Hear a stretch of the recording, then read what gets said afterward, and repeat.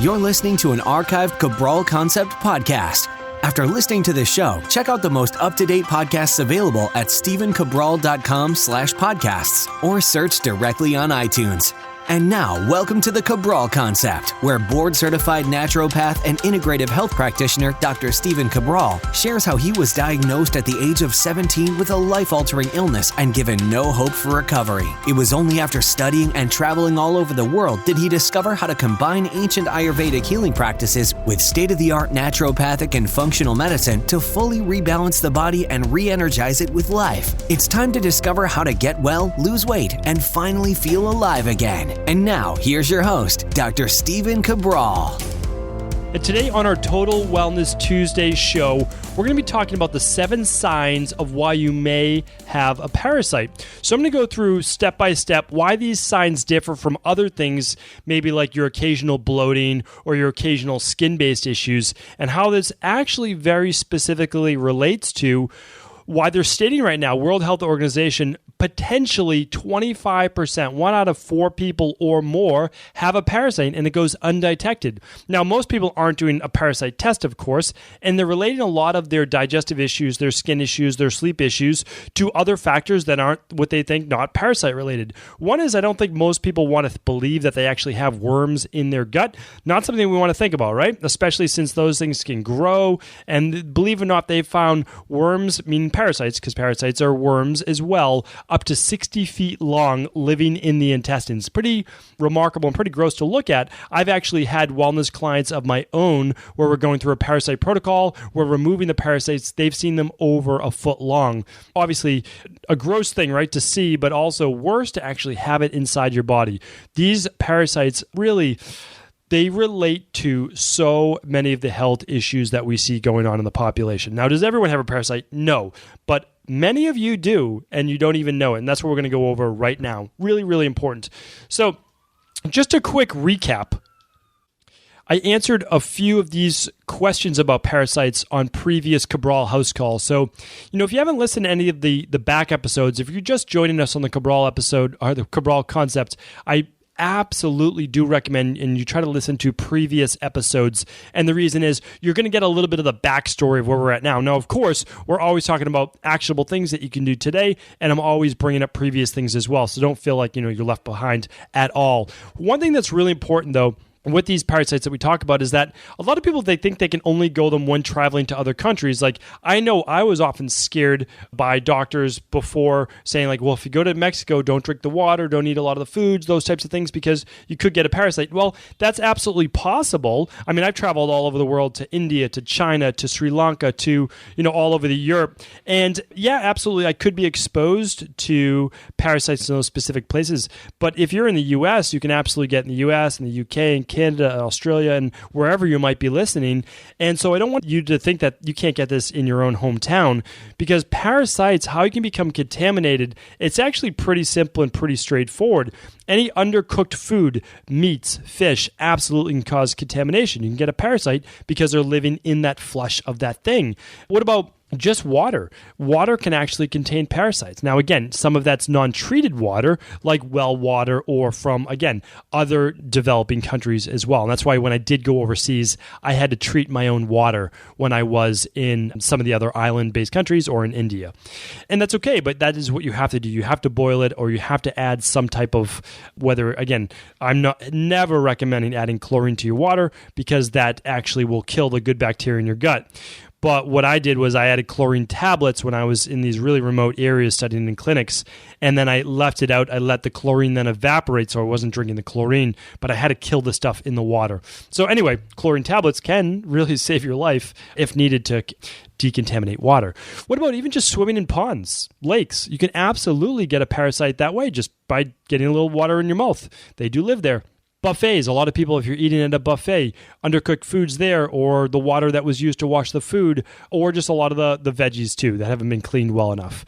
You can get, believe it or not, the eggs from parasites just on simple things all around a restaurant that haven't been cleaned properly. You could put your hand to your mouth, and then those eggs could go right into your mouth as well. And without strong stomach acid, you're not going to be able to kill those things from coming into your intestines. Remember, high stomach acid is a good thing. High stomach acid not acid reflux, but high stomach acid kills the bacteria in these things. That's why when I went to other countries as well, I was taking betaine HCl, and I was also making sure I was drinking ginger tea and a lot of those things to help kill that stuff in my stomach, that bring that heat right to it.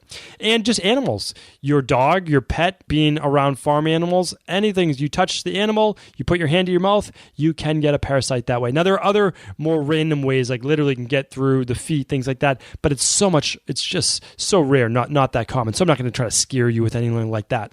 So really, food, water, that's what we're looking at in all different sources. Now, I want to go over now the 7 signs where you might have a parasite, and it is something to look into, meaning like it's not the first thing I go to in my practice, but if I see someone not getting well really within 6 to 8 weeks, not making massive improvement, and certainly at 12 weeks, if they're not almost completely better, if not better, then I need to look into parasites. And it's a little bit more in depth, and that's why I just don't start there unless I really do believe that someone came back.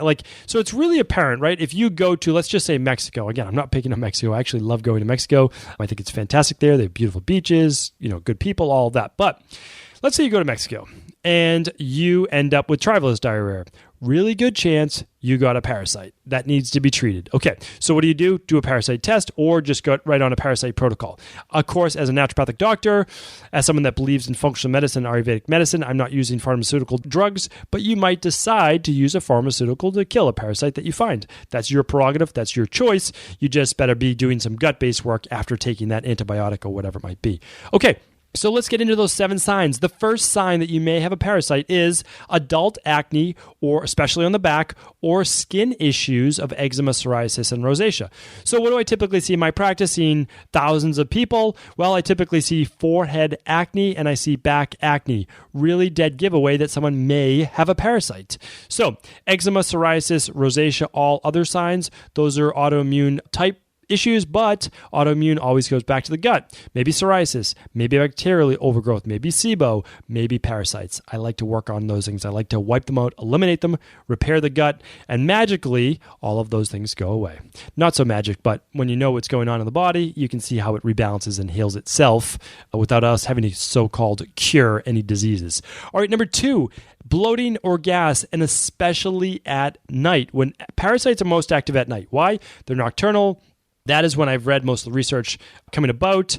Kind of gross in some senses, but it can literally, the parasites or worms can leave the anus at night and then actually go back in as well. Not a pleasant thing to think about, but it is one sign to look for as well.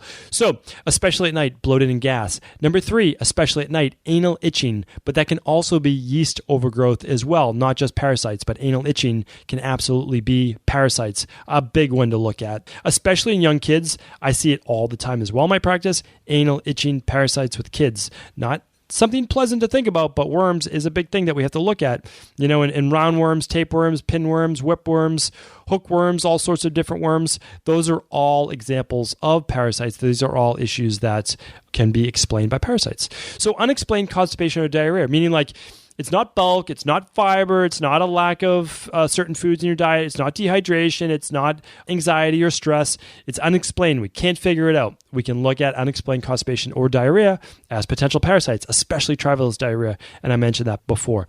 What about sleep issues that remain unexplained as well? Meaning that, again, we corrected stress, we corrected anxiety at night, we corrected a lack of melatonin, we corrected all of those things, but still, there's sleep-based issues or waking up throughout the night. Possible sign that you may have parasites. Grinding teeth is another big one while sleeping. If you're grinding your teeth while you're asleep, you wake up to it, you feel yourself grinding, or your dentist says, wow, you're really wearing down the enamel or wearing down your teeth. Could be another sign as well. Not my biggest one, I'm going to be honest with you. That's more like anxiety-based, more stress-based. However, let's say you're just not feeling anxious. You don't really have a lot of anxiety. Well, it very well could be parasites as well. Another one, I look at blood work. So I look at people's annual exams, physicals, and then I'm looking at maybe an organic acid test, things like that. I'm looking at B vitamin deficiency, vitamin deficiencies in general, mineral deficiencies on a hair tissue mineral analysis, but I'm also looking at iron-based anemia. What if you have anemia, and it's unexplained. Meaning, like, you're getting enough iron, your digestion seems to be strong enough. What's going on there? Well, parasites can actually live off of red blood cells. They can disturb digestion where you're not absorbing enough of the iron or B vitamins that you need, magnesium as well. So that's a big one to look at. Now, really, really important. Those are 7 signs right there. There are others, but those are the main ones. Really important. So what if you have some of these signs? What if you're like, you know what, 4 or 5 of those I have?